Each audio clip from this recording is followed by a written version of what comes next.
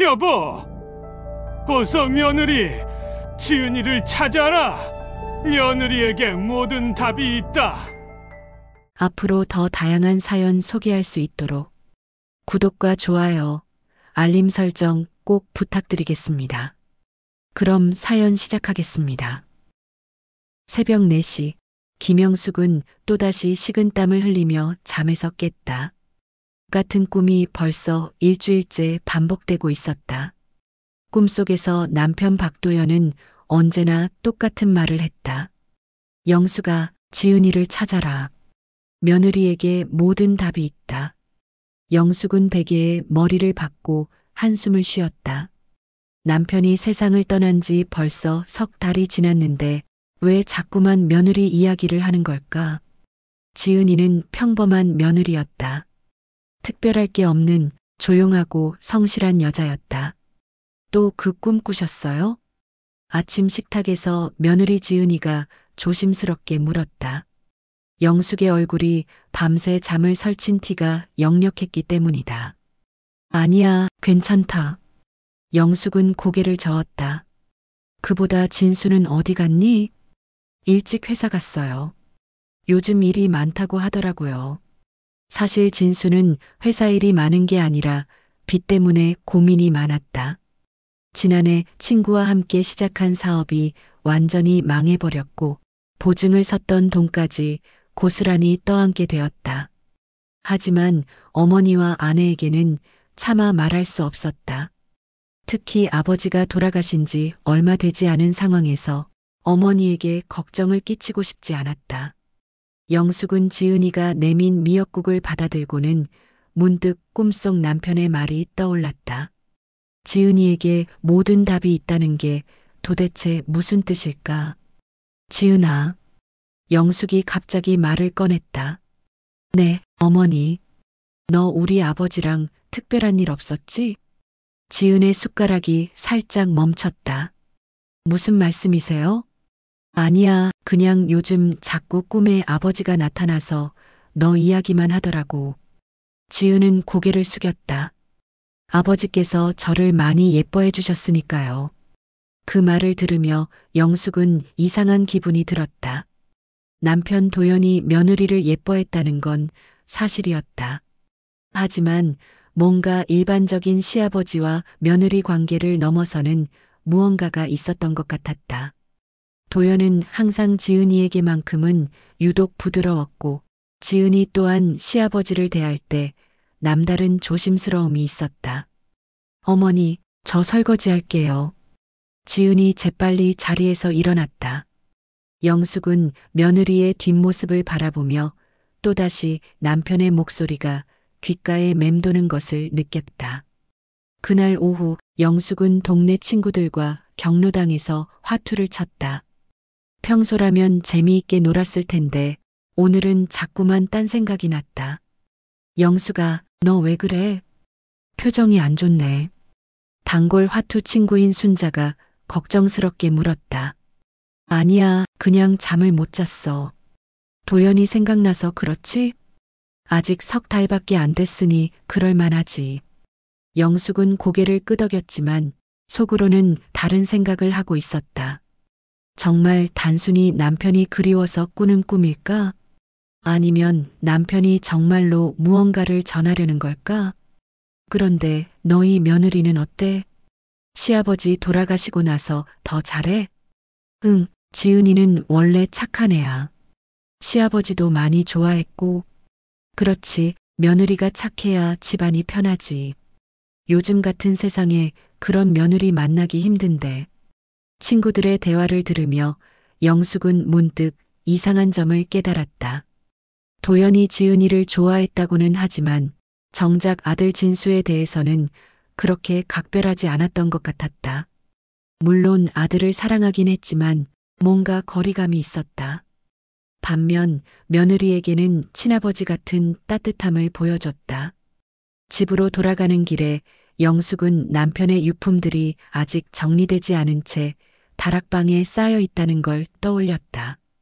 혹시 그 안에 뭔가 단서가 있을까? 저녁 식사 시간, 진수가 집에 돌아왔다. 평소보다 얼굴이 어두워 보였다.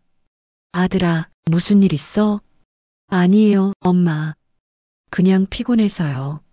하지만 지은이는 남편의 상태가 심상치 않다는 걸 알고 있었다. 요즘 진수는 밤늦게 술을 마시고 들어오는 일이 잦았고 전화 통화를 할 때도 누군가와 다투는 듯한 모습을 자주 보였다. 여보, 혹시 무슨 어려운 일이라도 괜찮다고 했잖아. 진수가 짜증스럽게 말을 끊었다. 식탁의 분위기가 갑자기 차갑게 식었다. 영숙은 아들의 변화를 느끼고 있었지만 섣불리 나서지 못했다.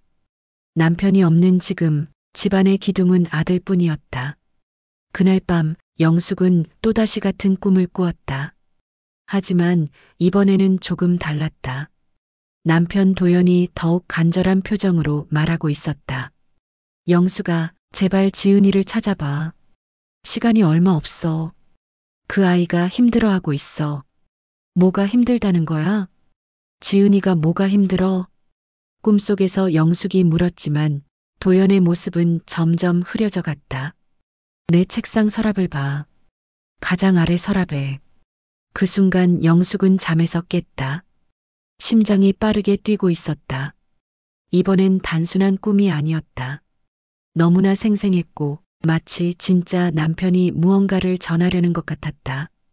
영숙은 잠옷 위에 가디건을 걸치고 남편의 서재로 향했다. 달빛이 창문 사이로 들어와 방 안을 은은하게 비추고 있었다. 남편의 책상은 그가 세상을 떠난 후 그대로 놓여 있었다. 가장 아래 서랍을 열자 몇 장의 서류와 낡은 수첩이 나왔다. 영숙은 손전등을 켜고 수첩을 펼쳐봤다.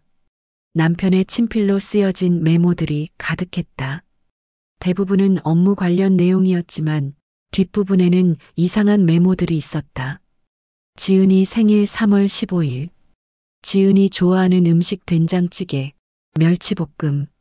지은이 알레르기 새우, 복숭아. 며느리에 관한 지나치게 상세한 정보들이 적혀 있었다. 일반적인 시아버지라면 굳이 기록해둘 필요가 없는 것들이었다. 더욱 이상한 건 이런 메모들이 지은이가 이 집에 시집 오기 전부터 쓰여져 있다는 점이었다. 영숙의 손이 떨렸다. 도대체 남편은 며느리에 대해 뭘 알고 있었던 걸까? 그리고 왜 이런 것들을 미리 알고 있었을까? 수첩의 맨 마지막 페이지에는 한 줄의 문장이 쓰여 있었다. 지은이에게 모든 걸 말해줘야 하는데 어떻게 시작해야 할까? 영숙은 수첩을 꽉 쥐고 있었다. 남편이 세상을 떠나기 전 지은이에게 무언가 중요한 말을 하려 했던 것 같았다. 그리고 그 말을 하지 못한 채 세상을 떠났고 이제 꿈을 통해 자신에게 그 역할을 맡기려는 것 같았다. 하지만 도대체 무슨 말을 해야 한다는 걸까? 영숙은 며느리 지은이를 떠올렸다. 항상 조용하고 착했던 그 아이에게 무슨 비밀이 있다는 걸까? 새벽이 밝아오고 있었지만 영숙의 마음속은 더욱 어두워져만 갔다. 남편의 꿈이 단순한 망상이 아니라는 확신이 들면서 동시에 무서운 예감이 밀려왔다. 곧 이 집에 큰 변화가 일어날 것 같았다. 영숙은 며칠 동안 남편의 수첩 내용을 곰곰이 생각해봤다. 지은이에게 직접 물어보고 싶었지만 뭘 어떻게 물어야 할지 몰랐다. 게다가 요즘 며느리의 표정이 평소와 달랐다. 뭔가 걱정거리가 있는 것 같았다. 지은아, 요즘 많이 피곤해 보이네. 아, 내 잠을 잘 못 자서 그런가 봐요. 지은은 시어머니의 눈길을 피하며 대답했다. 사실 그녀도 요즘 이상한 꿈을 꾸고 있었다.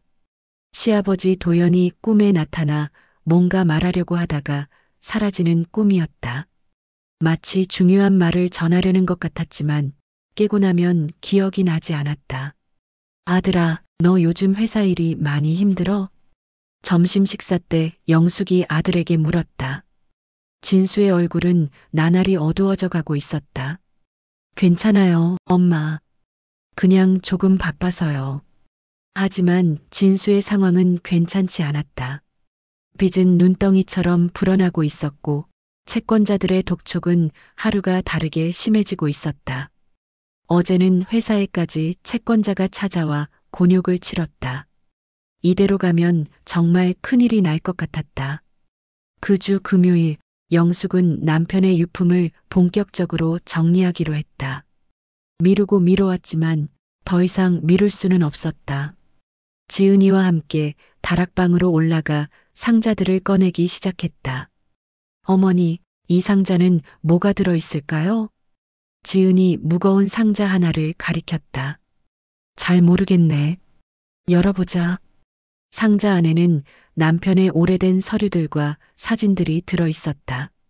영숙은 하나하나 살펴보며 추억에 잠겼다. 그런데 상자 맨 밑에서 낡은 열쇠 하나를 발견했다. 이 열쇠는 뭔지 모르겠네. 지은이 그 열쇠를 보더니 갑자기 표정이 변했다. 혹시 지하창고 열쇠 아닐까요? 지하창고. 네, 집 뒤편에 작은 창고가 있잖아요. 아버지께서 가끔 거기 들어가시곤 했는데 영숙은 그제야 생각났다. 집 뒤편에 작은 지하창고가 있었다. 남편이 가끔 혼자서 뭔가를 정리한다며 들어가곤 했는데 자신은 한 번도 들어가 본 적이 없었다. 그럼 한번 가보자. 두 사람은 집 뒤편으로 향했다. 작은 철문이 굳게 닫혀 있었는데 열쇠를 꽂자 덜컥하며 열렸다. 오랫동안 열지 않았던 탓에 곰팡이 냄새가 났다. 창고 안에는 오래된 가구들과 박스들이 쌓여 있었다. 그런데 구석진 곳에 작은 금고가 하나 놓여 있었다. 저게 뭘까? 영숙과 지은은 서로를 바라봤다. 금고에는 또 다른 자물쇠가 달려 있었다. 비밀번호를 알아야 열 수 있을 텐데. 영숙은 남편의 생년월일, 결혼기념일 등을 시도해봤지만 열리지 않았다. 그런데 지은이 조심스럽게 말했다.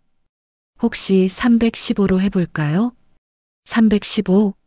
3월 15일이요. 혹시나 해서. 영숙은 의아했지만 숫자를 눌러봤다. 그러자 놀랍게도 딸깍하는 소리와 함께 금고가 열렸다. 금고 안에는 여러 개의 통장과 서류, 그리고 봉투 하나가 들어 있었다. 영숙은 떨리는 손으로 통장들을 펼쳐봤다. 금액을 본 순간 두 사람 모두 할 말을 잃었다. 이게 얼마야? 통장에 적힌 숫자는 총 3억 원이었다.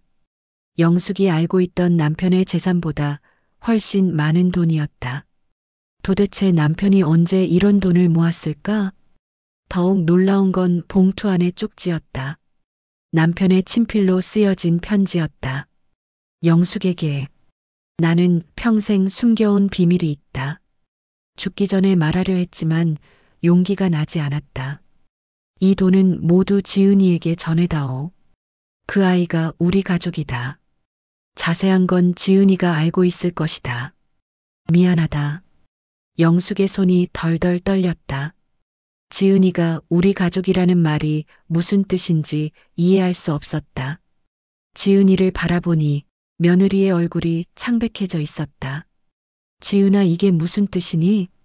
지은은 입술을 꽉 깨물었다. 오랫동안 숨겨온 비밀이 드디어 드러나는 순간이었다. 어머니, 저 뭐라고 해? 영숙의 목소리에 다급함이 묻어났다. 지은은 눈물을 흘리기 시작했다. 저는 아버지. 그 순간 진수의 목소리가 들렸다. 엄마, 지은아, 어디 있어요? 두 사람은 깜짝 놀라 서로를 바라봤다. 아직 진수에게 이 사실을 말할 준비가 되지 않았다. 잠깐, 이 얘기는 나중에 하자.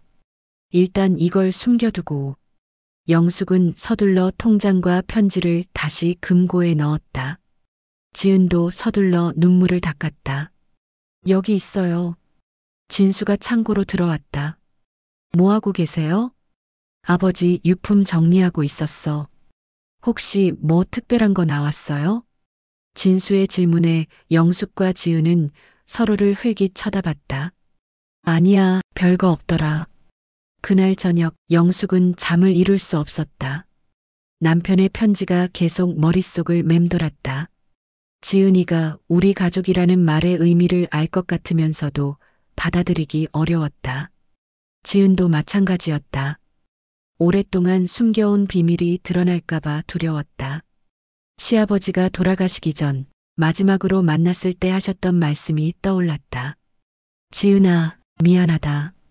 늦었지만 이제라도 내가 받아야 할 걸 받아야 한다. 그때는 무슨 말씀인지 몰랐는데 이제서야 의미를 알 것 같았다. 한편 진수는 회사에서 또 다른 악재를 마주하고 있었다. 거래처에서 계약을 일방적으로 취소한다는 통보를 받은 것이다. 이제 정말 막다른 길에 다다랐다.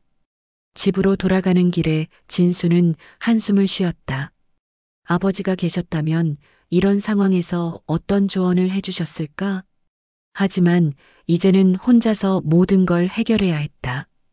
그날 밤 영숙은 또다시 남편의 꿈을 꾸었다.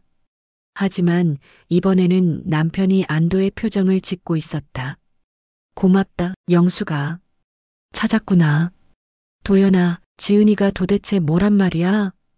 이제 모든 게 드러날 거야. 그 아이를 잘 부탁한다. 꿈에서 깨어난 영숙은 이제 더 이상 미룰 수 없다는 걸 깨달았다. 내일은 지은이와 제대로 얘기를 나눠야 했다. 남편이 남긴 비밀이 무엇인지, 지은이가 정말 우리 가족인지 확인해야 했다. 창 밖으로 새벽이 밝아오고 있었지만 영숙의 마음은 더욱 복잡해져만 갔다. 이 비밀이 밝혀지면 이 가족에게 어떤 일이 일어날까? 특히 아들 진수는 이 사실을 어떻게 받아들일까? 다음 날 아침, 진수는 평소보다 일찍 회사에 나가며 말했다. 오늘은 늦을 것 같아요. 저녁 안 기다리세요. 문이 닫힌 후 집안은 정적에 휩싸였다. 영숙과 지은은 서로를 바라보며 어색한 침묵을 유지했다.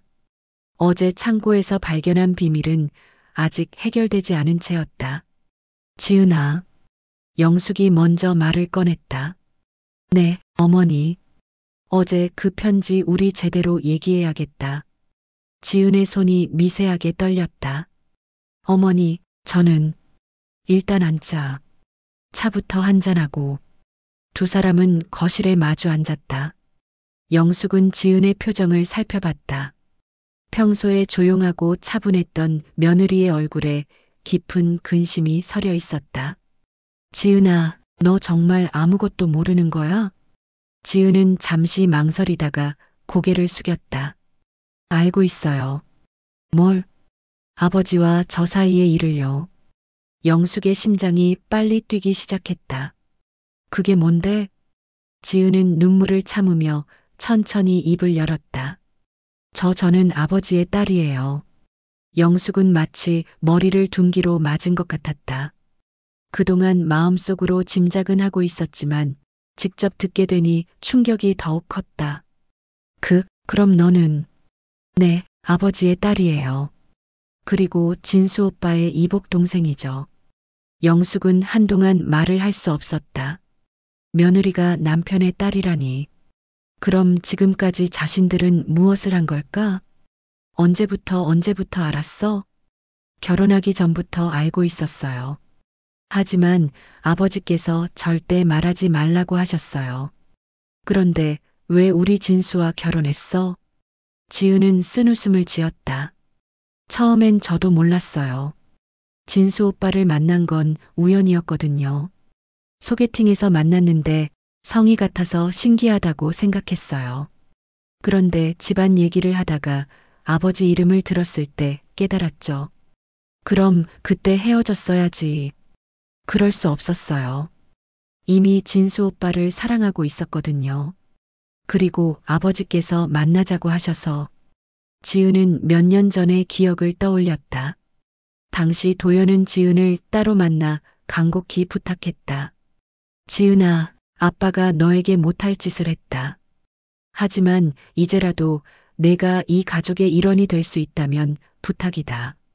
진수는 좋은 아이야. 아버지께서 제게 말씀하셨어요. 이 방법밖에는 저를 가족으로 받아들일 길이 없다고 그리고 나중에 다 설명해 주시겠다고 하셨는데. 그런데 왜 지금까지 말 안 했어? 아버지께서 시간을 달라고 하셨어요. 언젠가는 말씀하시겠다고. 그런데 갑자기 돌아가셔서. 영숙은 머리가 어지러웠다. 남편이 며느리와 그런 관계였다니. 그럼 지금까지 며느리라고 생각했던 지은이는 사실 의붓딸이었던 거였다. 그럼 내 어머니는? 돌아가셨어요. 제가 10살 때요. 그 후로는 외할머니 댁에서 자랐고요. 지은은 자신의 출생에 대해 차근차근 설명했다. 20여 년 전 도연은 잠깐 다른 여자와 사귀었고 그 결과 지은이 태어났다. 하지만 당시 도연은 이미 영숙과 결혼한 상태였고 지은의 어머니도 혼자 아이를 키우겠다며 도연과의 관계를 정리했다. 아버지는 매달 생활비를 보내주셨어요. 하지만 직접 만나지는 않으셨죠.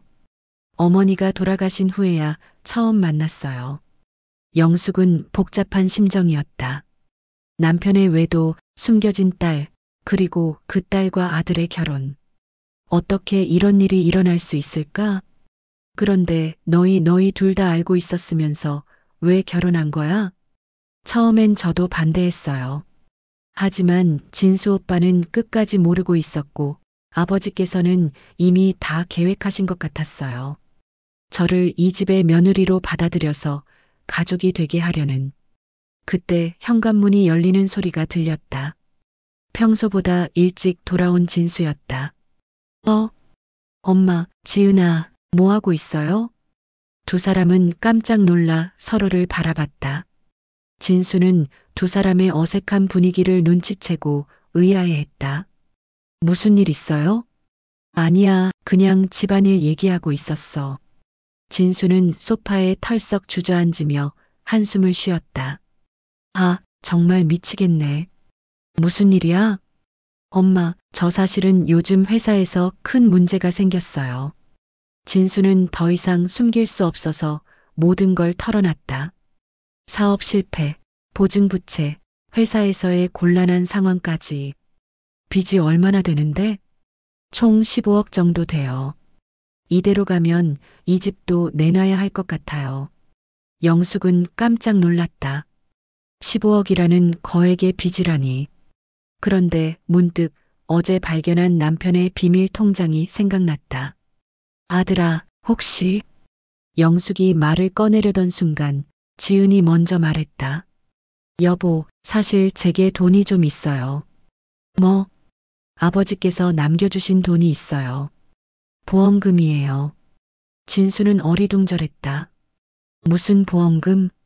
아버지 보험금은 다 받았잖아. 아니에요. 따로 있는 게 있어요. 제가 수혜자로 되어 있는 보험이 있었어요. 지은은 서둘러 방에서 서류를 가져왔다. 며칠 전 보험회사에서 연락이 왔던 것이다. 도연이 생전에 가입한 종신보험의 수혜자가 지은으로 되어 있다는 내용이었다. 이게 얼마야? 진수가 서류를 보더니 눈이 커졌다. 보험 금액은 무려 20억 원이었다. 20억? 이게 진짜야? 네, 보험회사에서 확인해 봤어요. 다음 주에 지급된다고 하더라고요. 진수는 기쁨과 의아함이 동시에 몰려왔다. 그런데 왜 나는 몰랐지? 아버지가 왜 당신을 수혜자로 했을까? 영숙과 지은은 서로를 바라봤다. 아직 진실을 말할 준비가 되지 않았다. 아마 아버지께서 며느리를 많이 예뻐해 주셔서 그런 것 같아요. 그래도 이상하네. 보통은 아들을 수혜자로 하는 게 일반적인데. 진수는 의문스러워했지만 당장 빚 문제를 해결할 수 있다는 생각에 안도했다. 그럼 이 돈으로 빚을 갚을 수 있겠네. 네, 당연히 도와드릴게요. 하지만 지은의 마음은 편하지 않았다. 이 돈은 사실 자신이 받을 자격이 있는 돈이었다. 친아버지가 딸에게 남긴 유산이었으니까. 하지만 그 사실을 알리지 못하는 상황이 답답했다. 그날 저녁 가족들은 오랜만에 밝은 분위기로 저녁 식사를 했다. 진수는 빚 문제가 해결될 것 같다는 안도감에 표정이 한결 밝아졌다. 지은아, 정말 고마워. 당신이 아니었다면 우리 가족 정말 큰일 날 뻔했어. 가족인데 뭐려? 지은의 대답에 영숙은 묘한 기분이 들었다. 가족이라는 말이 이제는 다른 의미로 들렸다. 식사 후 영숙은 지은과 다시 이야기를 나누고 싶었지만 진수가 계속 옆에 있어서 기회가 없었다. 결국 그날은 그냥 잠자리에 들 수밖에 없었다. 하지만 영숙은 잠을 이룰 수 없었다. 오늘 알게 된 사실들이 머릿속에서 정리가 되지 않았다. 며느리가 남편의 딸이라는 것, 그 딸이 아들과 결혼했다는 것, 그리고 남편이 모든 것을 계획했다는 것. 가장 큰 문제는 진수였다. 아들이 이 사실을 알게 되면 어떤 반응을 보일까? 자신의 아내가 사실은 이복 동생이었다는 사실을 받아들일 수 있을까? 한편 지은도 잠을 이루지 못하고 있었다. 오늘 시어머니에게 진실을 고백한 것은 다행이었지만 진수에게는 아직 말하지 못했다. 언젠가는 말해야 하는데 그 용기가 나지 않았다.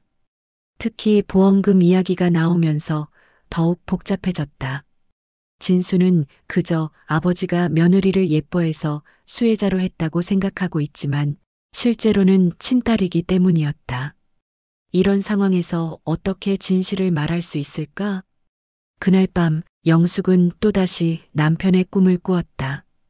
이번에는 남편이 걱정스러운 표정을 짓고 있었다. 영수가 아직 진수한테 말 안 했구나. 도연아, 어떻게 말해? 내 딸과 아들이 결혼했다고? 언젠가는 말해야 해. 그래야 모든 게 정리돼. 하지만 진수가 그 사실을 알면 힘들겠지만 견뎌낼 거야.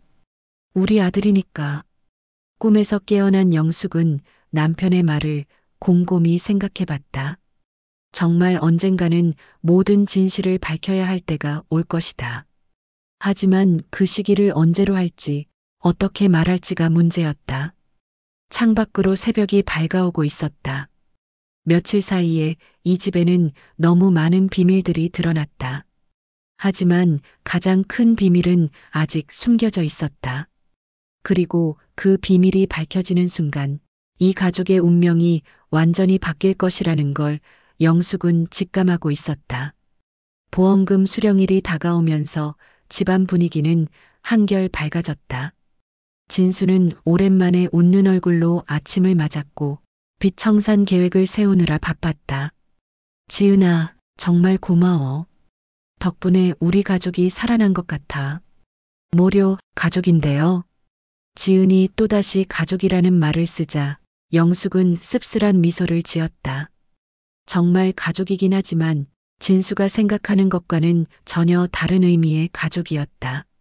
며칠 후 보험회사에서 연락이 왔다. 20억 원의 보험금이 지은의 계좌로 입금되었다는 소식이었다. 진수는 기뻐서 지은을 꼭 안아줬다. 여보, 이제 정말 다시 시작할 수 있겠어. 하지만 기쁨도 잠시, 진수는 문득 의문이 들었다. 아버지가 왜 며느리를 보험 수혜자로 했을까? 아무리 며느리를 예뻐했다고 해도 20억이라는 거액을 며느리에게 남기는 것은 일반적이지 않았다. 지은아, 혹시 아버지가 당신에게 뭔가 특별한 말씀하신 적 있어? 지은은 잠시 망설였다. 특별한 말씀이요? 응, 보험 이야기라던가 아니면 뭔가 중요한 얘기. 아니에요. 그냥 며느리 잘해달라는 말씀만 하셨어요.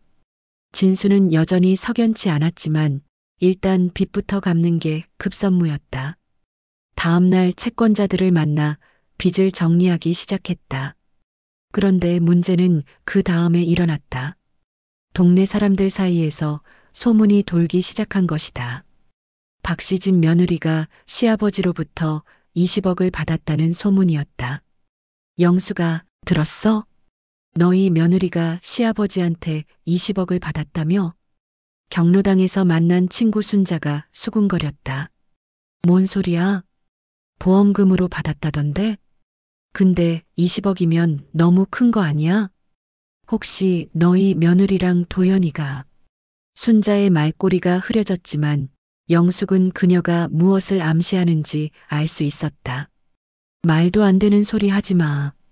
하지만 소문은 이미 퍼지기 시작했다.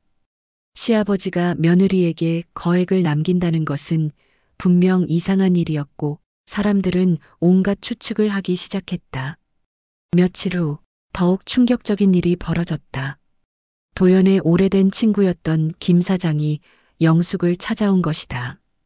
영숙 씨, 죄송한데 할 말이 있어서요. 무슨 말씀이세요? 김 사장은 잠시 망설이다가 조심스럽게 말했다. 사실 도연이가 생전에 저한테 한 말이 있어요. 지은 씨에 관한 얘기인데. 영숙의 심장이 빨리 뛰기 시작했다. 도연이가 그러더군요. 지은이는 자신의 딸이라고. 뭐라고요? 저도 처음엔 믿을 수 없었어요. 하지만 도연이가 너무 진지하게 얘기하더라고요. 20여 년 전에 다른 여자와 사이에서 낳은 딸이라고. 영숙은 머리가 어지러웠다. 남편이 친구에게까지 그런 말을 했다니. 그런데 더 놀라운 건 그 딸이 진수와 결혼했다는 거예요. 도연이가 얼마나 고민스러워했는지. 김 사장의 말에 영숙은 할 말을 잃었다. 남편의 친구까지 이 사실을 알고 있었다니. 영숙 씨는 모르셨어요? 전 아무것도. 아, 그럼 제가 괜한 말을 했나요? 하지만 요즘 소문이 너무 많이 돌아서 혹시나 해서 말씀드린 거예요. 김 사장이 돌아간 후 영숙은 멍하니 앉아 있었다. 이제 더 이상 숨길 수 없을 것 같았다. 남편의 친구들까지 알고 있다면 언젠가는 진수의 귀에도 들어갈 것이다. 그날 저녁 진수가 집에 돌아왔을 때 표정이 어두웠다. 무슨 일 있어? 엄마, 회사에서 이상한 소문을 들었어요. 영숙과 지은은 서로를 바라봤다. 무슨 소문? 사람들이 그러는데 아버지와 지은이 사이에 뭔가 있었다는 소문이 돌고 있대요. 지은의 얼굴이 창백해졌다. 그런 말도 안 되는. 저도 처음엔 그냥 넘겼는데 오늘 아버지 친구분이 회사로 찾아오셔서. 진수는 오늘 있었던 일을 설명했다. 아버지의 동창이 회사로 찾아와 이상한 말을 했다는 것이다. 그분이 그러시더라고요. 아버지가 생전에 지은이에 대해 특별한 감정이 있었다고, 그래서 보험금도 그렇게 많이 남긴 거라고. 진수야, 그런 말 믿지 마.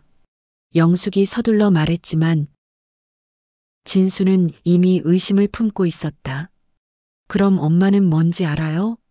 아버지가 왜 지은이에게 20억이나 되는 돈을 남긴 건지. 영숙은 대답할 수 없었다. 진실을 말하자니 너무 충격적이고 거짓말을 하자니 양심에 걸렸다. 지은아, 정말 우리 아버지와는 아무 일 없었어?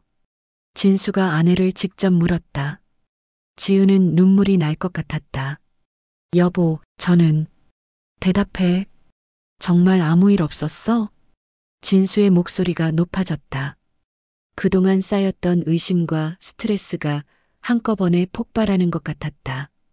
당신이 받은 그 20억 정말 단순히 며느리라서 받은 거야? 아니면 다른 이유가 있는 거야? 지은은 더 이상 참을 수 없었다. 눈물을 흘리며 일어섰다. 그만해요. 그만하라고요. 뭘 그만해? 나는 지금 내 아내와 아버지가 무슨 관계였는지 묻고 있는 거야. 아무 관계 없어요.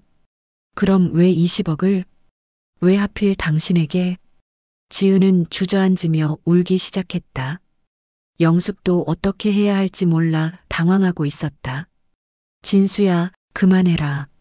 지은이가 얼마나 힘들어하는데.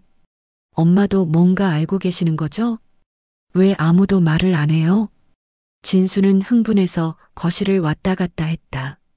그동안 쌓인 의심들이 확신으로 바뀌어 가고 있었다. 좋아, 그럼 이혼해. 갑작스러운 진수의 말에 모두가 놀랐다. 뭐라고? 이혼하자고 해. 나는 더 이상 이런 의심 속에서 살 수 없어. 진수야. 아니에요, 어머니. 지은이 일어서며 말했다. 이혼하죠. 영숙은 깜짝 놀랐다. 지은아, 뭔 소리야? 저도 이제 지쳤어요. 더 이상 숨기고 살기 싫어요. 지은의 목소리에는 결연함이 묻어났다. 그럼 정말 뭔가 있었다는 거네. 진수가 소리쳤다. 네, 있었어요. 하지만 당신이 생각하는 그런 게 아니에요. 그럼 뭐야? 지은은 영숙을 바라봤다. 이제 더 이상 숨길 수 없었다. 말해요, 어머니. 이제는 말해야 해요. 영숙은 떨리는 목소리로 입을 열었다. 진수야, 지은이는 내 아버지의 딸이야. 뭐? 내 이복 동생이야. 진수는 마치 벼락을 맞은 것처럼 그 자리에 서 있었다. 아내가 이복 동생이라니. 이런 일이 어떻게 가능할까? 거짓말이죠? 하지만 영숙과 지은의 표정을 보니 거짓말이 아니라는 걸 알 수 있었다. 그럼 우리가 지금까지. 진수는 말을 끝맺지 못했다. 충격이 너무 컸다. 그날 밤 집은 아무도 잠을 이루지 못하는 곳이 되었다. 오랫동안 숨겨져 있던 진실이 드러나면서 이 가족의 운명은 완전히 바뀌어 버렸다. 그날 밤 진수는 집을 나가버렸다. 아내가 이복 동생이었다는 충격을 받아들일 수 없었기 때문이다. 영숙과 지은은 서로를 바라보며 망연자실했다. 어머니, 제가 너무 잘못했죠? 지은이 눈물을 흘리며 말했다. 아니야, 지은아. 잘못한 건 우리야. 너한테 이런 짐을 떠맡긴 거지. 영숙도 마음이 아팠다. 며느리라고 생각했던 지은이가 사실은 남편의 딸이었다니. 그 아이가 얼마나 힘들었을까. 다음 날 아침 진수는 집에 돌아오지 않았다. 지은이 전화를 걸어봤지만 받지 않았다. 어머니, 진수 오빠가 너무 충격을 받은 것 같아요. 그럴 만도 하지. 갑자기 아내가 이복 동생이라니. 영숙은 한숨을 쉬었다. 남편 도연이 이런 복잡한 상황을 만들어 놓고 떠나버렸다는 게 원망스러웠다. 오후에 진수가 집에 돌아왔다. 하지만 표정은 여전히 어두웠다. 진수야, 어디 있었어? 그날 밤 진수는 집을 나가버렸다. 아내가 이복 동생이었다는 충격을 받아들일 수 없었기 때문이다. 영숙과 지은은 서로를 바라보며 망연자실했다. 어머니, 제가 너무 잘못했죠? 지은이 눈물을 흘리며 말했다. 아니야, 지은아. 잘못한 건 우리야. 너한테 이런 짐을 떠맡긴 거지. 영숙도 마음이 아팠다. 며느리라고 생각했던 지은이가 사실은 남편의 딸이었다니. 그 아이가 얼마나 힘들었을까. 다음 날 아침 진수는 집에 돌아오지 않았다. 지은이 전화를 걸어봤지만 받지 않았다. 어머니, 진수 오빠가 너무 충격을 받은 것 같아요. 그럴 만도 하지. 갑자기 아내가 이복 동생이라니. 영숙은 한숨을 쉬었다. 남편 도연이 이런 복잡한 상황을 만들어 놓고 떠나버렸다는 게 원망스러웠다. 오후에 진수가 집에 돌아왔다. 하지만 표정은 여전히 어두웠다. 진수야, 어디 있었어? 친구 집에 있었어요. 진수는 지은을 쳐다보지도 않고 방으로 들어가 버렸다. 지은은 그런 남편의 모습에 마음이 아팠다. 며칠이 지났지만 상황은 나아지지 않았다. 진수는 지은과 말을 하지 않았고 집안 분위기는 얼어붙었다. 그런 어느 날 지은이 영숙에게 말했다. 어머니, 저 이사 가려고 해요. 뭐? 이 상황을 계속 끌고 갈 수는 없잖아요. 저도 진수 오빠도 너무 힘들어해요. 영숙은 당황했다. 그럼 정말 이혼하겠다는 거야? 어쩔 수 없죠. 이복 남매가 부부로 살 수는 없으니까요. 지은의 말에는 체념이 묻어나 있었다. 그런데 지은아, 내가 어디서 혼자 살겠어? 아버지가 남겨주신 돈이 있잖아요. 그 돈으로 작은 집이라도 구해서 혼자 살 거예요. 영숙은 마음이 복잡했다. 며느리이자 의붓딸인 지은을 그냥 보내기가 안타까웠다. 지은아, 조금만 더 기다려보자. 진수가 마음을 정리하면. 안 돼요, 어머니. 진수 오빠 표정 보세요. 저를 보는 게 너무 힘들어해요. 실제로 진수는 지은을 볼 때마다 괴로워했다. 사랑했던 아내가 이복 동생이었다는 사실을 받아들이기 어려웠다. 그날 저녁 온 가족이 모여 앉았다. 분위기는 무거웠다. 진수야. 영숙이 먼저 입을 열었다. 네, 엄마. 지은이가 이사 가겠다고 해. 진수는 잠시 말이 없었다. 그게 나을 것 같아요. 진수야. 엄마, 저도 많이 생각해 봤어요. 우리가 이대로 같이 살 수는 없잖아요. 지은도 고개를 끄덕였다. 저도 그렇게 생각해요. 그럼 정말 이혼 서류 준비할 거야? 네. 두 사람의 대답은 확고했다. 영숙은 더 이상 말릴 수 없었다. 그럼 재산은 어떻게 하지? 아버지가 남겨주신 보험금은 원래 제 몫이니까 제가 가져갈게요. 대신 진수 오빠의 빚은 제가 다 갚을게요. 그래도 되겠어? 네, 괜찮아요. 며칠 후 지은은 정말로 집을 나갔다. 작은 원룸을 구해서 혼자 살기 시작했다. 이혼 서류도 제출했다. 집은 갑자기 조용해졌다. 영숙과 진수 둘만 남게 되었다. 엄마, 죄송해요. 뭐가? 이렇게 된 거 제가 좀 더 차분하게 생각했어야 했는데. 아니야, 너도 충격을 받을 만했어. 하지만 영숙은 지은이가 걱정되었다. 그 아이가 혼자서 잘 살아갈 수 있을까? 한편 동네에는 더 큰 소문이 돌고 있었다. 박신의 며느리가 이혼했다며? 응, 그런데 그게 끝이 아니야. 들리는 소문으로는. 뭔데? 며느리가 사실은 시아버지 딸이었다는 거야. 헉, 정말? 그러니까 남매가 결혼한 거지. 소문은 걷잡을 수 없이 퍼져나갔다. 영숙은 장 보러 나가기도 어려워졌다. 사람들의 시선이 부담스러웠다. 영숙아, 진짜야? 너희 며느리가 도연이 딸이었다는 게? 경로당에서 만난 친구들이 수군거렸다. 그런 일이 어떻게 일어나? 남편이 몰랐어? 몰랐겠어? 분명히 알고도 숨긴 거지. 영숙은 친구들의 시선을 견디기 어려웠다. 한 달이 지났지만 상황은 나아지지 않았다. 진수는 여전히 우울해했고 지은은 혼자서 힘들게 지내고 있었다. 그런 어느 날 영숙은 지은을 찾아가기로 했다. 며느리였든 의붓딸이었든 그 아이가 걱정되었기 때문이다. 어머니?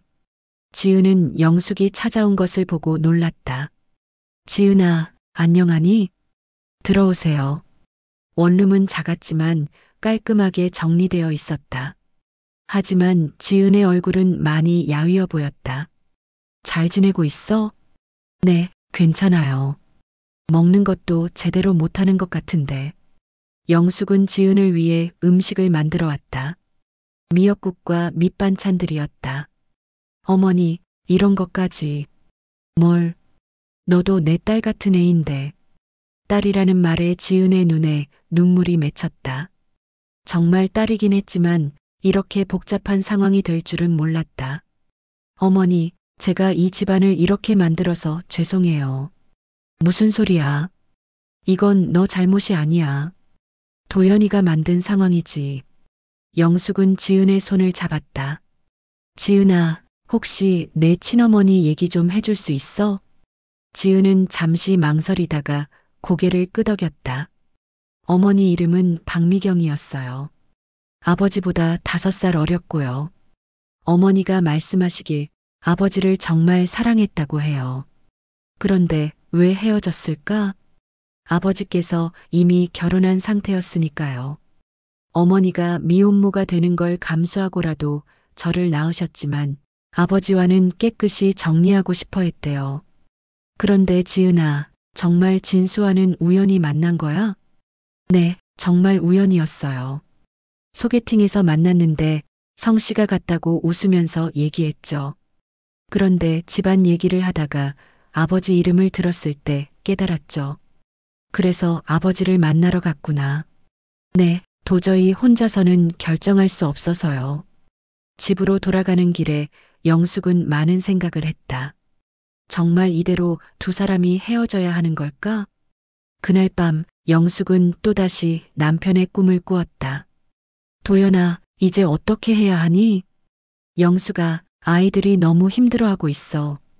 그럼 어떻게 하라는 거야? 시간이 필요해.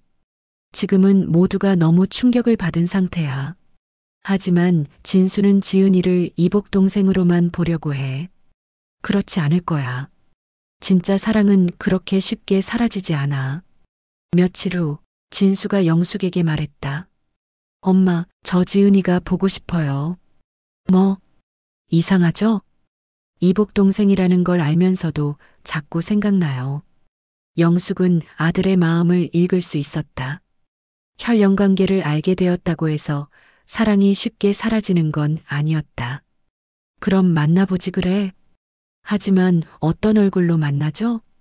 저희는 이제 남남이에요. 남남은 무슨 가족이잖아. 영숙의 말에 진수는 생각에 잠겼다. 정말 지은과 자신은 이제 어떤 관계인 걸까? 한편 지은도 비슷한 고민을 하고 있었다. 진수에 대한 마음이 쉽게 사라지지 않았다. 이복 동생이라는 걸 알면서도 여전히 그를 사랑하고 있었다. 하지만 두 사람 모두 먼저 다가갈 용기를 내지 못하고 있었다. 사회적으로, 도덕적으로 받아들여질 수 없는 관계라는 걸 알고 있었기 때문이다. 그렇게 시간은 흘러가고 모든 사람들이 각자의 방식으로 이 복잡한 상황과 씨름하고 있었다. 과연 이 가족에게는 어떤 결말이 기다리고 있을까? 2달이 지나자 상황은 더욱 복잡해졌다. 진수는 지은에 대한 그리움을 참을 수 없었고 지은 역시 진수를 잊을 수 없었다. 하지만 둘 사이에는 이복남매라는 넘을 수 없는 벽이 있었다. 그런 어느 날 진수가 지은의 원룸 앞에서 서성이고 있었다. 몇 번이나 초인종을 누르려다가 손을 거두기를 반복했다. 마침 지은이 장 보러 나오다가 진수를 발견했다. 진수 오빠? 아, 지은아. 두 사람은 어색하게 마주섰다. 뭐하러 오셨어요? 그냥 너 혼자 잘 지내나 해서. 들어와서 차라도 한잔 하실래요? 원룸 안에서 두 사람은 서로를 바라봤다. 예전처럼 자연스럽지 못했지만 그래도 만나게 되어서 반가웠다. 많이 야윈 것 같네. 오빠도 그래 보여요. 지은아, 미안해. 뭐가요? 그때 너무 충격을 받아서 냉정하게 생각하지 못했어. 지은은 고개를 저었다. 당연히 충격받을 만했어요. 저도 이해해요. 그런데 이상해. 이복 동생이라는 걸 알면서도 여전히 널 사랑하고 있어. 지은의 눈에 눈물이 맺혔다. 오빠, 너도 그렇지? 지은은 고개를 끄덕였다. 두 사람의 마음은 똑같았다. 혈연 관계를 알게 된 후에도 사랑은 사라지지 않았다. 그럼 우리 어떻게 하지? 모르겠어요. 사람들은 우리를 이해하지 못할 거예요. 그래도 사랑하는 마음을 어떻게 해? 두 사람은 서로의 손을 잡았다. 금지된 사랑이라는 걸 알면서도 마음은 어쩔 수 없었다. 지은아, 우리 다시 시작해보자. 하지만 오빠, 사람들이 상관없어. 우리가 행복하면 되는 거 아닐까? 지은은 고민스러웠다. 진수와 다시 함께하고 싶었지만 사회의 시선이 두려웠다. 시간을 좀 주세요. 생각해 볼게요. 그날 밤 지은은 잠을 이루지 못했다. 진수와 다시 함께 살고 싶었지만 과연 그래도 되는 걸까? 한편 영숙도 아들의 마음을 알고 있었다. 진수가 지은을 만나러 갔다는 것도 눈치채고 있었다. 며칠 후 더 큰 문제가 발생했다. 지은이 아프다는 소식이 들려온 것이다. 어머니, 지은이가 병원에 입원했대요. 뭐, 왜? 과로와 스트레스로 쓰러졌다고 해요. 영숙과 진수는 급히 병원으로 달려갔다. 지은은 침대에 누워 있었는데 얼굴이 창백했다. 지은아, 어머니 진수 오빠, 괜찮아? 왜 이렇게 됐어? 그냥 요즘 많이 힘들었나 봐요. 의사의 말로는 극도의 스트레스와 영양실조로 인한 것이라고 했다. 혼자 살면서 제대로 챙겨 먹지 못한 것 같다고 했다. 지은아, 이러면 안 되지. 영숙은 며느리이자 의붓딸인 지은이 안타까웠다. 퇴원하면 우리 집에 와. 어머니, 그럴 수는 없어요. 왜? 너도 우리 가족인데. 하지만 지은은 고개를 저었다. 이미 이혼한 상태에서 다시 그 집에 들어갈 수는 없었다. 며칠 후 지은이 퇴원했지만 여전히 혼자 원룸에서 지내고 있었다. 영숙은 매일같이 음식을 해서 갖다 주었다. 어머니, 이러시면 안 돼요. 왜? 내 딸 같은 애 챙기는 게 이상해? 영숙의 말에 지은은 눈물을 흘렸다. 시어머니의 따뜻함이 고마웠다. 그런 어느 날 진수가 중대한 결심을 했다.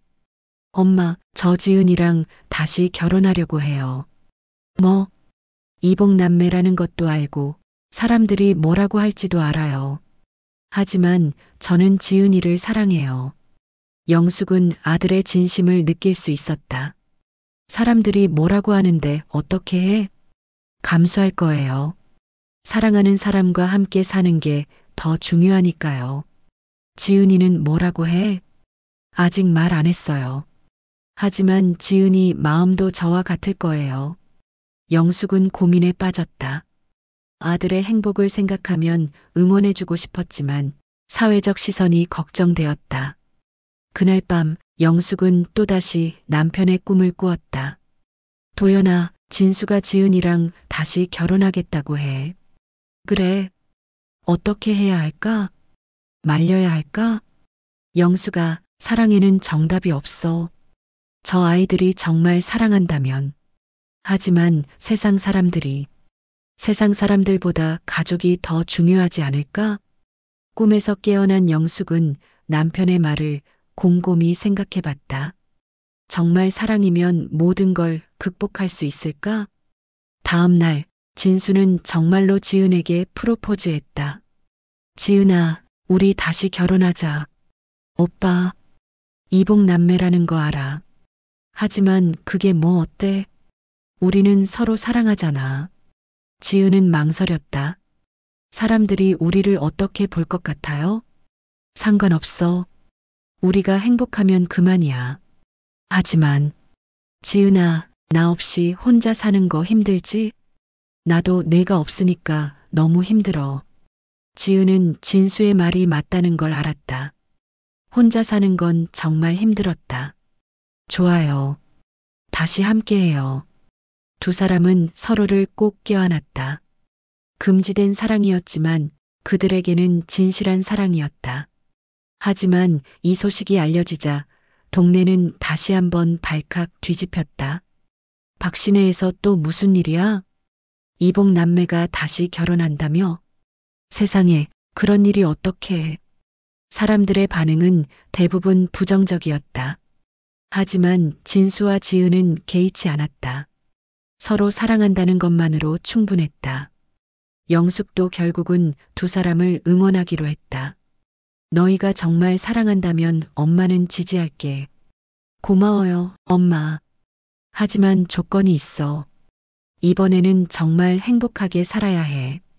네, 약속할게요. 그렇게 진수와 지은은 다시 한 집에서 살기 시작했다. 법적으로는 이미 이혼한 상태였지만 마음으로는 다시 부부가 된 것이었다. 하지만 이들의 선택이 과연 옳은 것일까? 사랑이면 정말 모든 걸 극복할 수 있는 걸까? 진수와 지은이 다시 함께 살기 시작하자 동네는 완전히 들썩였다. 이복남매가 재결합했다는 소문이 삽시간에 퍼져나갔다. 정말 말이 되는 일이야? 아무리 그래도 그렇지 남매가 부부로 산다니. 박영숙도 참 어떻게 그런 걸 허락해? 경로당에서는 연일 이 화제로 시끌벅적했다. 영숙은 장 보러 나가는 것조차 부담스러워졌다. 영숙아, 진짜 괜찮아? 내 아들과 며느리가 아니, 의붓딸이 그렇게 사는 게? 순자가 걱정스럽게 물었다. 뭘 어떻게 해? 저 아이들이 서로 사랑하는데. 그래도 세상 사람들이 뭐라고 할지. 세상 사람들보다 우리 가족이 더 중요하지. 영숙은 당당하게 말했지만 속으로는 걱정이 많았다. 정말 이 선택이 옳은 걸까? 한편 진수의 직장에서도 소문이 돌기 시작했다. 진수 씨, 소문 들었는데 사실이에요? 동료가 조심스럽게 물었다. 네, 사실입니다. 진수는 당당하게 인정했다. 그런데 어떻게 그런 일이? 복잡한 사정이 있었어요. 하지만 저희는 서로 사랑합니다. 동료들의 반응은 다양했다. 이해해주는 사람도 있었지만 대부분은 수군거렸다. 부장님이 뭐라고 하셨어요? 아직은 아무 말씀 없으셨어요. 하지만 진수도 회사에서의 입지가 불안해질 것을 각오하고 있었다. 며칠 후 정말로 부장이 진수를 불렀다. 진수, 요즘 회사에서 내 얘기가 많이 나오던데. 죄송합니다. 회사 이미지에 좋지 않을 것 같은데 어떻게 생각해? 진수는 각오하고 있었던 말이었다. 필요하시다면 사직하겠습니다. 그럴 필요까지는 없고 당분간 조용히 지내. 시간이 지나면 사람들도 잊을 거야. 다행히 해고당하지는 않았지만 진수의 직장 생활은 예전 같지 않았다. 집에서도 상황은 마찬가지였다. 지은이 마트에 가면 사람들이 수군거렸다. 저기 박신의 며느리 아니, 딸이네. 남매가 부부로 산다니, 정말. 지은은 그런 시선들을 견디기 힘들어했다. 오빠, 제가 너무 힘들게 하는 것 같아요. 무슨 소리야? 우리가 잘못한 게 뭐가 있어? 그래도 사람들이. 신경 쓰지 마. 시간이 지나면 괜찮아질 거야. 하지만 상황은 쉽게 나아지지 않았다. 오히려 더 악화되기 시작했다. 어느 날 집 앞에 낙서가 생겼다. 남매가 부부로 사는 집이라고 크게 쓰여 있었다. 이게 뭐야? 영숙이 발견하고 깜짝 놀랐다. 누가 이런 짓을. 진수와 지은도 충격을 받았다. 익명의 누군가가 이런 짓을 할 만큼 사람들의 시선이 좋지 않다는 뜻이었다. 우리 이사 갈까? 지은이 제안했다. 왜? 우리가 뭘 잘못했다고 이사를 가? 진수는 화가 났다. 하지만 이런 식으로 계속 살 수는 없잖아요. 영숙도 고민에 빠졌다. 정말 이 동네에서 계속 살 수 있을까? 그때 의외의 사람이 찾아왔다. 도연의 옛 친구인 김 사장이었다. 영숙 씨, 안녕하세요. 아, 김 사장님. 무슨 일로? 사실 진수와 지은 씨 얘기 때문에 왔어요. 영숙은 또 무슨 말을 하러 온 건지 걱정되었다. 도연이가 생전에 저한테 한 말이 있어요. 무슨 말씀이세요? 언젠가 이런 일이 벌어질 수도 있다고, 그때는 자신이 책임져야 한다고 했어요. 김 사장은 봉투 하나를 내밀었다. 이게 뭐예요? 도연이가 저한테 맡긴 편지예요. 지은 씨가 진실을 알게 되면 전해달라고 했거든요. 영숙은 떨리는 손으로 편지를 받았다. 남편의 친필이었다. 영숙에게, 그리고 진수와 지은에게. 이 편지를 읽고 있다면 이미 모든 진실이 밝혀진 것이겠지. 나는 평생 이 비밀을 안고 살았다. 지은이는 내 딸이고 진수는 내 아들이다. 그리고 이 두 아이가 사랑하게 된 것도 어쩌면 운명일지 모른다. 사람들은 이해하지 못할 것이다. 하지만 혈연 관계보다 더 중요한 것이 사랑이 아닐까? 진수와 지은이가 정말 사랑한다면 나는 그들을 축복하고 싶다. 김 사장에게 부탁해둔 돈이 있다. 그 돈으로 먼 곳으로 이사를 가거라. 새로운 곳에서 새로운 시작을 하는 것이 좋겠다. 아무도 너희의 과거를 모르는 곳에서 행복하게 살기를 바란다. 미안하다. 그리고 고맙다. 도현. 편지를 읽은 영숙은 눈물을 흘렸다. 남편이 이런 것까지 준비해뒀다니. 김 사장님, 이게 얼마예요? 5억 원입니다. 도연이가 저한테 맡겨둔 돈이에요. 이렇게 많은 돈을. 도연이가 정말 많이 고민했어요. 언젠가 이런 날이 올 것을 대비해서 준비한 거예요. 그날 저녁 가족회의가 열렸다. 도연의 편지와 김 사장의 돈 이야기를 듣고 모두가 놀랐다. 아버지가 이런 것까지. 진수는 아버지의 깊은 뜻을 이해할 수 있었다. 정말 이사 갈까요? 지은이 물었다. 그게 좋을 것 같아. 여기서는 계속 힘들 것 같아. 영숙도 동의했다. 그럼 어디로 갈까? 부산은 어때요? 아니면 대구? 멀리 가는 게 좋겠어. 아무도 우리를 모르는 곳으로.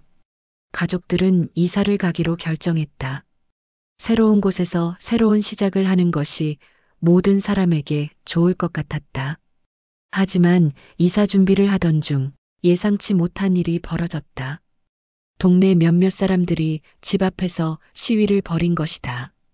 남매가 부부로 사는 것을 용납할 수 없다. 우리 동네의 체면이 말이 아니다. 몇십 명의 사람들이 피켓을 들고 집 앞에서 소리쳤다. 진수와 지은은 집 안에서 떨고 있었다. 이게 뭐 하는 짓들이야. 영숙이 밖으로 나가며 소리쳤다. 영숙 씨, 그런 일을 어떻게 허락할 수 있어요? 남매가 부부로 사는 것을 보고만 있을 순 없어요. 사람들의 분노는 생각보다 컸다. 우리 가족 일인데 당신들이 왜 상관해? 동네 체면이 말이 아니에요. 당장 내쫓아야 해요. 상황은 점점 악화되었다. 경찰이 와서야 겨우 시위가 해산되었다. 엄마, 우리 정말 빨리 이사해야겠어요. 그래, 이렇게 될 줄 몰랐네. 영숙도 사람들의 반응이 이렇게 격렬할 줄은 몰랐다. 며칠 후 더 큰 문제가 발생했다. 진수의 회사에서 해고 통보가 온 것이다. 진수 씨, 죄송하지만 회사 이미지에 좋지 않다는 이사회 결정이 내려졌습니다. 보상금은 충분히 드리겠습니다. 하지만 진수는 결국 직장을 잃게 되었다. 20년 넘게 다녔던 회사에서 이런 이유로 쫓겨나게 될 줄은 몰랐다. 여보, 괜찮아요? 지은이 걱정스럽게 물었다. 괜찮아. 새로운 곳에서 새로운 일을 찾으면 되니까. 하지만 진수의 마음은 편하지 않았다. 자신 때문에 가족들이 이런 고생을 해야 한다는 게 미안했다. 그런 어느 날 영숙에게 예상치 못한 전화가 왔다. 도연의 형인 박대수 씨였다. 영숙아, 나야. 대수야. 아, 형님. 안녕하세요. 소문 들었다. 진수와 그 아이 얘기 말이야. 영숙은 가슴이 철렁했다. 도연의 형까지 알게 되었다니. 형님, 그게 만나서 얘기하자. 할 말이 있어. 다음 날 영숙은 대수를 만났다. 그는 예상과 달리 차분한 표정이었다. 영숙아, 사실 나도 알고 있었어. 뭐요? 도연이가 지은이 아버지라는 건 말이야. 동생이 몇 년 전에 털어놨거든. 영숙은 깜짝 놀랐다. 그럼 형님도. 처음엔 나도 놀랐지. 하지만 곰곰 생각해보니 도연이가 얼마나 고민했을지 이해가 되더라고. 그럼 형님은 진수와 지은이가 사랑한다면 어쩔 수 없는 거지. 혈연관계도 중요하지만 마음이 더 중요한 법이야. 대수의 이해심 깊은 말에 영숙은 위로받았다. 그런데 영숙아, 너희 정말 이사 갈 거야? 네, 여기서는 더 이상 살기 힘들어요. 그럼 내가 도와줄게. 내 친구가 부산에서 작은 회사를 하는데 진수가 일할 곳을 만들어줄 수 있어. 정말요? 그래, 가족인데 당연히 도와야지. 대수 형님의 도움으로 이사 계획이 구체화되었다. 부산에 작은 집을 구하고 진수가 일할 곳도 마련되었다. 이사 전날 영숙은 마지막으로 남편의 무덤을 찾았다. 도연아, 우리 이제 새로운 곳에서 살 거야. 당신이 남겨준 길로 가볼게. 묘비 앞에서 영숙은 오랫동안 서 있었다. 아이들이 행복했으면 좋겠어. 당신도 그렇게 바라겠지? 바람이 불어와 영숙의 머리카락을 흩날렸다. 마치 남편이 대답하는 것 같았다. 이사 당일 온 가족이 함께 짐을 쌌다. 20년 넘게 살았던 집을 떠나는 게 쉽지는 않았지만 새로운 시작에 대한 기대감도 있었다. 정말 잘한 결정일까요? 지은이 마지막으로 물었다. 모르지. 하지만 해봐야 알 수 있는 거 아니겠어? 진수가 대답했다. 우리가 행복하면 그만이야. 영숙도 고개를 끄덕였다. 그래, 새로운 곳에서 새로운 시작이야. 이번에는 정말 행복하게 살자. 차에 짐을 다 실고 가족들은 마지막으로 집을 바라봤다. 좋은 추억도 힘든 기억도 모두 이 집에 남겨두고 떠나는 것이었다. 그럼 출발할까요? 진수가 시동을 걸었다. 네, 출발해요. 차가 움직이기 시작했다. 뒤쪽으로 멀어져가는 집과 동네를 바라보며 세 사람은 각자의 생각에 잠겼다. 과연 새로운 곳에서는 정말 새로운 시작을 할 수 있을까? 사람들의 시선 없이 평범하게 살 수 있을까? 아무도 알 수 없었지만 적어도 함께 한다는 것만으로도 든든했다. 부산으로 향하는 고속도로 위에서 이 특별한 가족의 새로운 여정이 시작되었다. 부산에 정착한 지 6개월이 지났다. 해운대에서 조금 떨어진 조용한 동네에 작은 아파트를 얻어 새로운 생활을 시작했다. 다행히 아무도 이들의 과거를 알지 못했다. 진수는 대수 형님의 소개로 작은 무역회사에 취직했다. 비록 전 직장보다는 규모가 작았지만 동료들이 따뜻하게 맞아주었다. 진수 씨는 서울에서 오셨다며? 왜 부산으로? 가족이 이쪽으로 이사 와서요. 아, 그러셨군요. 부인도 함께 오셨고요? 네. 진수는 지은을 부인이라고 소개했다. 법적으로는 이혼한 상태였지만 마음으로는 여전히 부부였다. 지은도 동네 작은 카페에서 아르바이트를 시작했다. 조용하고 성실한 성격이 손님들에게 인기가 좋았다. 지은 씨, 커피 정말 맛있게 내리시네요. 감사해요. 서울에서 오셨다면서요? 이쪽 생활은 어때요? 조용하고 좋아요. 새로운 환경에서 이들은 점점 안정을 찾아가고 있었다.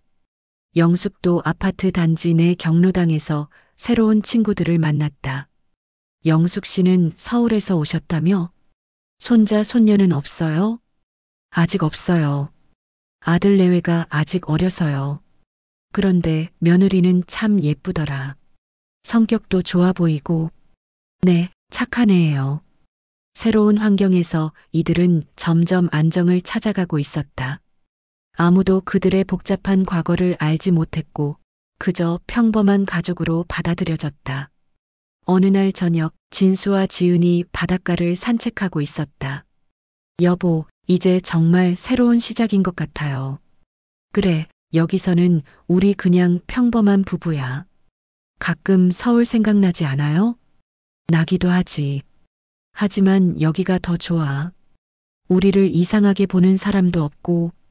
두 사람은 손을 잡고 바다를 바라봤다. 파도 소리가 마음을 평화롭게 만들어줬다. 진수야, 지은아.